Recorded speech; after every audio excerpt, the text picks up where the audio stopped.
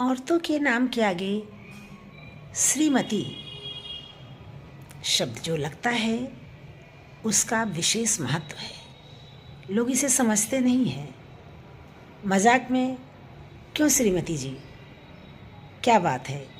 और कुछ लोग तो ये शब्द का मजाक ही बनाते हैं, मेरी श्रीमती जी, मेरी श्रीमती जी, और उन पर व्यंग करते हैं, जबकि वो समझते नहीं हैं, उसकी गहराई में नहीं जानते कि औरतों के नाम के आगे श्रीमती क्यों लिखा जाता है। श्री का मतलब है लक्ष्मी और मति का मतलब है बुद्धि यानी सरस्वती। यानी औरतों में धन अर्जित करने की क्षमता भी है और उसको बुद्धि से संचित करके और इस्तेमाल करने की ताकत भी है। क्योंकि औरत जितनी अच्छी तरह से पैसे का मैनेजमेंट करती है, पुरुष नहीं कर सकता। ये बात सत्य है।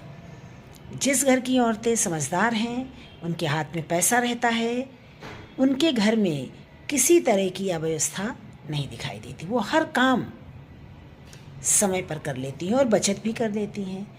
ये उनकी बुद्धि का ही कमाल होता है कि अपनी ज़रूरतें, अपने परिवार की ज़रूरतें, नातेदार रिश्तेदारों की ज़रूरतें, शादी ब्याह में देने वाली चीज़ों की ज़रूरतें वो पूरी करती हैं, फिर भी उनके पास कुछ पैसा बचा रहता है। ऐसा नहीं है कि वो पैसा बढ़ जाता है, उनको मैनेज करने का ढंग उन्हें आता है, इतनी बुद्धि उनके पास है। और जिस घर में अपनी श्रीमती जी का सम्मान होता है, आदर होता है, उन्हें पूरा मान सम्मान दिया जाता है, उस घर से न लक्ष्मी कभी जाती हैं और न ही सरस्वती। और जहाँ पर स्त्रियों को अपमानित किया जाता है, उनके आत्मसम्मान को हर दिन ठेस पहुँचाई जाती है, उस घर से लक्ष्मी और सरस्वती रूठ जाती हैं और हमेशा के लिए चली जाती हैं। इसीलिए